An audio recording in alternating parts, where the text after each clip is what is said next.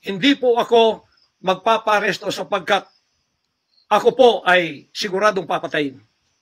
Kasi rendition na ang kanila, hindi na po extradition. Kaya wala na akong kalayaan at wala na po akong depensa sa sarili ko, kundi ang Panginoong Diyos lamang. Kung paano itinago ng Diyos si Elijah sa evil woman na si Jezebel, nang nagpakain sa kanya ay mga ibon na lang. Ganon din ang gagawin ng Diyos sa akin. Hindi ako ibibigay sa kamay ng masasama pag ganito ang pamamahala. It's an evil, unrighteous administration. I am telling you that. Bantayan natin to mga kababayan ko. 73 years na po ako. Magse-74 years na ako dito. Lahat ng administrasyon na daanan ko na. Lahat ng mga naging pangulo, mula kay Diosdado Macapagal, mula po sa maliit pa ako kay Magsaysay, kay Carlos P. Garcia, kay Diosdado Macapagal, kay Marcos Sr., kay Cory Aquino, pagkatapos kay Ramos, pagkatapos kay Gloria Macapagal, pagkatapos kay Erap, pagkatapos kay Ramos, pagkatapos si Aquino, Noynoy, pagkatapos ang ating Pangulong Duterte. Wala po kaming nadaanan ganito na ginigipit kami sa aming sariling bansa ng mga dayuhan. Nakasabwat ang ating pamahalaan na aking sinuportahan pa naman noong nakaraang eleksyon. Tandaan mo, President Bongbong Marcos, First Lady Lisa Marcos, pati ikaw, Martin Romualdez, hindi kayo dyan ngayon kung hindi kayo tinulungan ng SMNI at ng buong sangkatauhang Pilipino. Naniwala sila sa amin sapagkat ang SMNI lamang ang may credibility noong panahong yun hanggang ngayon. Ngayon, anong ginawa ninyo? Pinaggagawan ninyo kami ng kasalanan, inilagay ninyo kami sa kahihiyan, pagkatapos ibinilanggupan ninyo ang dalawa naming mamamahayag, pagkatapos inaapin ninyo kami ng ganito-ganito lang. Ang aming pong tolerance, it has come to the rim. Our tolerance has been to the roofs already. Alam ninyo, hindi na po biro itong nangyayari sa bansang ito. Kung pababayaan po natin ang ganitong mangyayari ng mga dayuhang tulad ng Amerikano, CIA, FBI, State Department, US Embassy, gigipitin tayo with the connivance of our own President and First Lady and other members of the Congress. Kung pababayaan natin ito, nangyayari sa isang Pilipinong tulad ko na gumagawa ng kabutihan, trying our very best para makatulong kami, humanitarian, Children's Joy Foundation, dinemonize kami, kinriminalize kami. Biro nyo ginagawa niyo dangerous criminal organization, ang Kingdom of Jesus Christ. Buong sanlibutan, ang akin pong 38 years na munga ng mga 6 hanggang 7 milyong kaluluwa na niwala sa katuwiran at nagbago ang buhay. Ngayon, ganaganito niyo ako ng dahil sa inyong politika na ang aking itinataas naman ay mga leader na tama tulad ni Duterte. Kasalanan ko ba yun? Na maniwala ako sa isang leader na matuwid at akin siyang itaas. Pagkatapos ganito kayo kadesperado para ako'y patayin at ang lahat ng aking mga senior leaders papatayin din, hanggang yung mga leaders na pwede pang pagkatiwalaan papatayin ninyo. And then you take over all of our properties and compound. Pagkatapos lilinlangin ninyo ang mga tao. Pagkatapos magtatayo kayo ng sariling korporasyon, i-incorporate ninyo doon ang lahat ng properties na pinaghirapan, blood, sweat, and tears ng aking mga members all over the world. Tapos biglang-bigla ililipat ninyo doon sa inyong bagong korporasyon at pagkatapos itataas ninyo ang kamay ng isang tao tulad ni Bandari at sasabihin niyo, ito ang leader ninyo ngayon.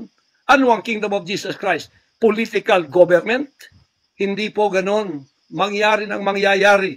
Hindi po papayagan ng Panginoon Diyos ang mga bagay na itong nangyayari sa ating bansa sa mga sandaling ito. Kung ako, mabuting tao, kung ako nangangaral ng katuwiran, kung ako tumutulong ng kusang loob at hindi nagpapautang loob kanino man, ginaganito ako. Sino pa kaya kayo, mga kababayan ko? Bumukas na po ang mata natin. Magkaisa na tayo at alisin ang evil administration na ito na siyang ginagamit ng masamang espiritu upang ang kadiliman ay bumalot sa buong bansang Pilipinas. Alam ko, mahal ninyo ang Pilipinas, mga Pilipino. Naghihintay lang tayo ng tamang pagkakataon. Meron pa bang ibang pagkakataon? Tingnan niyo nangyayari sa Kongreso. Tingnan niyo yung korupsyon. Tingnan niyo yung droga. Mismong ating presidente, mismong kanyang pamilya, inakusahang druggists, inakusahang mga drug addicts. Wala tayong ginagawa. Mismong Pangulong Duterte na nagsabi niyan. Mismong naririnig natin araw-araw, durugista siya. Pagkatapos, kami pa ngayon ang inaapi-api sa aming paglilingkod. Pagkatapos sila ay mga kriminal na nakaupo dahil may kapangyarihan. Kami ngayon ang liligwakin nila. Hindi ba yan karumal-dumal sa harap ng ating Panginoon Diyos? Hindi ba yan ay isang pamamahalang hindi tama? Si Nebukadnezar, pinakain ng damot, ginawa siyang hayop. Ang kanyang anak si Belshazzar, nakakita ng handwriting on the wall. Pagkatapos, inalis ang kaharian sa kanya at ibinigay kung sino ang magiging matuwid na haharap sa Panginoon Diyos. Anong tingin ninyo sa akin bilang pastor? Dinemonize. Ang reputasyon ko pinagsisira. Ngayon, hindi na ako buhay. I am a living dead. Kung walang Panginoon Diyos sa akin, pinatay na ako sapagkat lahat ng gadgets nasa sa kanila. Lahat ng gadgets ng Amerikanong yan nasa sa kanila. CIA, FBI, at sino pa ang kanilang mga galamay dito na pinagbibili na nila. Ako, hindi ako drug lord. Ni minsan hindi ako nakatikim ng droga.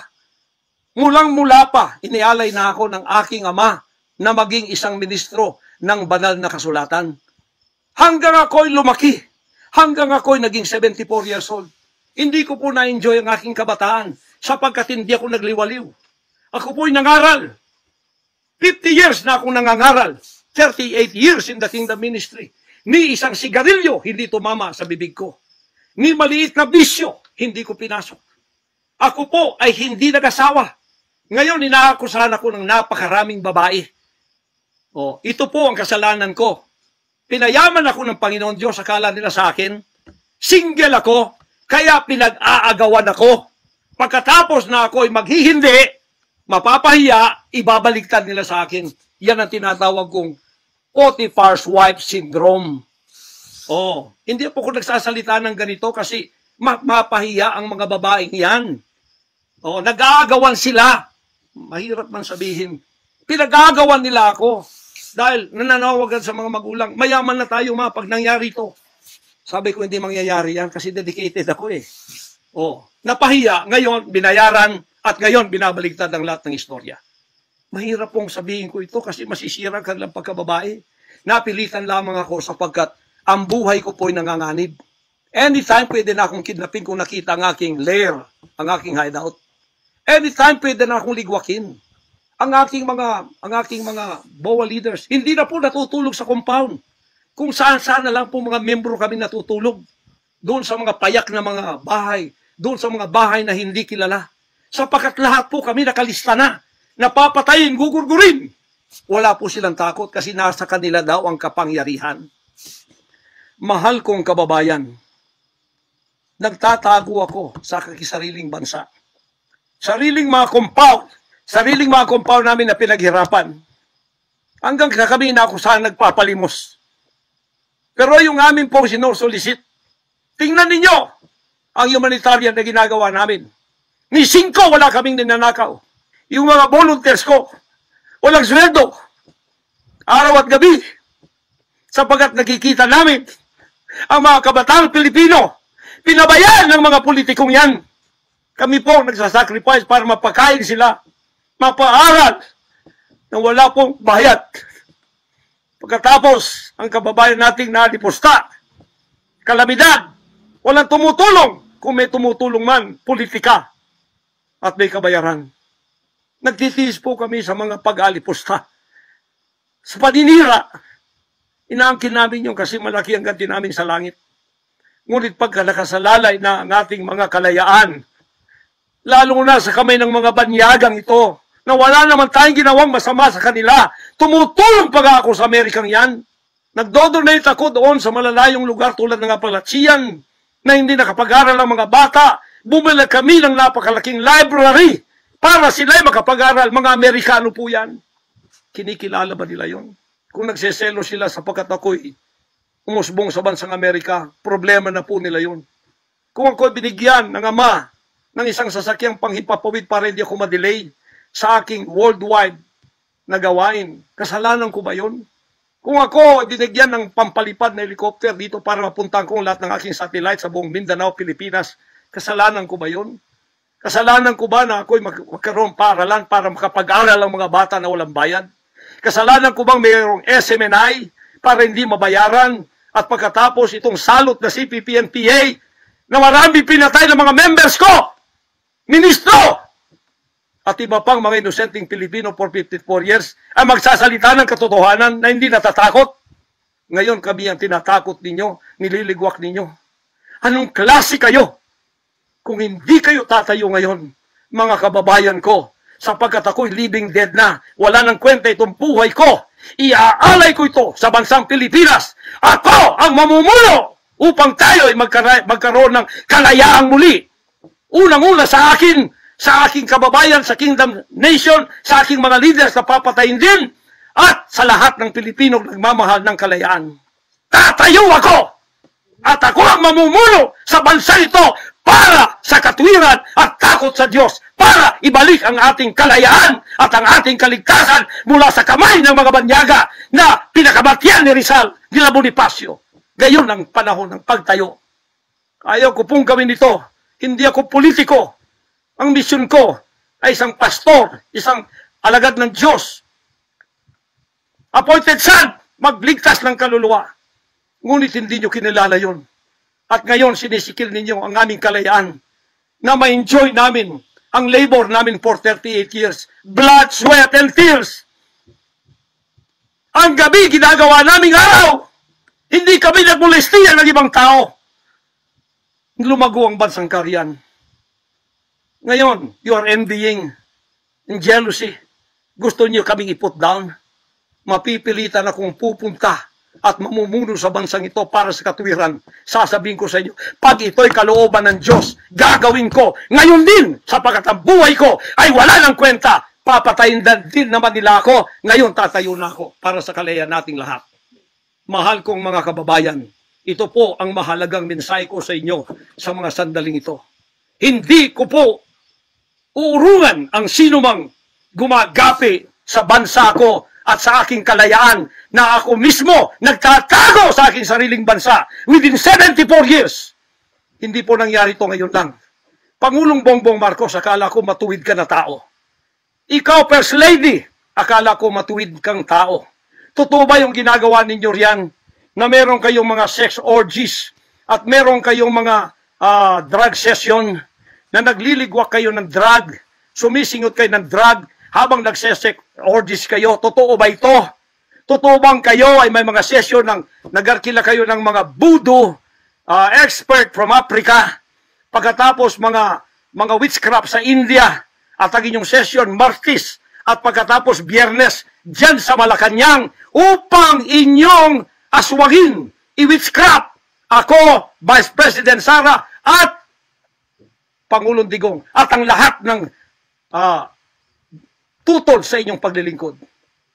Biro ninyo, naging demons na kayo, nag-devil worship na kayo kung totoo man ito. Nag-devil worship na kayo kung totoo man ito. Para lang kayo ay manatili sa kapangyarihan, para lang kayo ay humawak ng aming pera, hindi ninyo pinaghirapan. Kami po ay nagbibigay ng taxes.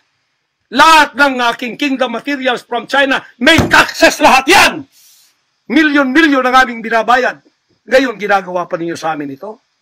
Matuwid ba kayo? President Bongbong Marcos, Lisa Marcos, makinig kayo. Totoo ba na gumawa kayo ng aksyon kasama ng FBI na ako ay nyo nang ipaligwak at binigay sa kanilang kamay? Kaya't sila'y gumagawa ng ganito with impunity sa aking sariling bansa. Kung ganyan ang ginawa ninyo, I will not honor you. I will not respect you because you did not honor me and you did not respect me. You are no longer worthy to be our trusted leader. Mabuti pa, hanggang maaga pa, Bongbong Marcos, Lisa Marcos, Martin Romualdez, bumaba na kayo sa posisyon. Mag-resign na kayo sapagkat hindi hihinto ang tinig na ito habang naririyan pa kayo. Mga kababayan, tatayo ako sapagkat patay naman lang din ako. Tatayo ako hanggang buhay pa, hanggang may hininga pa ako para sa natitirang buhay ko ay magkaroon naman tayo ng boses at magkaroon ng kahit munting kalayaan na lang mula sa mga banyaga na kasabwat ang mga makapiling Pilipinong ito na itinayo natin sa kapangyarihan, akala natin ay maasahan natin sila. Mga demonyo pala. Sorry to say that, but that is the truth. If that is not the truth, then tell me. And you cannot judge me. You cannot condemn me. I am dead already. I am a living dead in your book. CIA, FBI, State Department, USA. Gawin ninyong gusto ninyo. Ngayon na nakapagsalita na ako, lalantad na ako, hindi na ako natatakot. Ako ay handa sa glorification. Kung ang glorification ko ay mangyayaring maging glorified body ako, hindi ko tatablan ng bala. O kaya, tatablan pa ako sapagkat hindi pa nangyari yun. Handa na akong humarap sa mga bala ninyo. Basta't ito ay nasabi ko na sa social media. Huwag ninyong ligwakin ito para sa bansang Pilipinas ito. Mahal ko po kayong lahat. Pagpalain natin ang ating bansang Pilipinas, pagpalain tayo ng ating buting Diyos, pagpalain at ipigay natin ang lahat ng kapangyarihan sa Kanya. At tandaan ninyo ito, hindi mananaig ang kadiliman sa bansang ito habang may boses na ganito.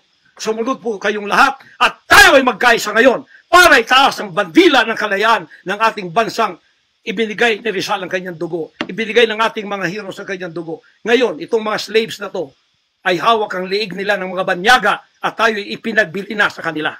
Hindi ako papayag hanggang ako'y may buhay at hininga. Total, patay naman din ako sa inyong libro. Okay na ako sa buhay ko. Masaya na ako. Meron na akong accomplishment. Handang-handa naman ako pumunta ng langit noon pa. 50 years ago, I was ready to go to heaven because I have been there thousands of times and I saw my mansion there. Nandito lang ako para sa aking bansang Pilipinas, para sa kaligtasan ng mga kaluluwa sa buong sanlibutan. Yun lang ang dahilan kung bakit ako narito. Pero natatakot mamatay? Hindi po.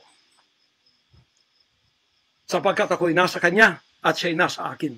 Ano man ang mangyayari sa akin tulad ng aking amang si Jesus Christ, ipinako sa krus, ay handa po akong mag-alay ng aking buhay sa isang worthy cause na sinasabi ko dito. Umani naman ito ng iba't ibang reaksyon mula sa ating mga netizens. Ayon kay Omar Apari, kung may naitulong man ang SMNI kay PBBM, di ibig sabihin na dapat ding isakripisyo ni PBBM ang sambayanang Pilipino para sa SMNI. Pahayag naman ni Bubira, nagkamali kayong pumili ng presidente, ang SMNI ang isang tumulong kay PBBM kaya nanalo siya, walang utang na loob at walang isang salita. At ito naman ang saloobin mula sa ating kababayan na si Arnel Yambao, hindi dapat ganito, harapin mo dapat ang reklamo laban sa'yo, bakit ka magtatago kung wala kang kasalanan? Mga kababayan, feel free to comment below para maglabas ng saloobin sa balitang ito.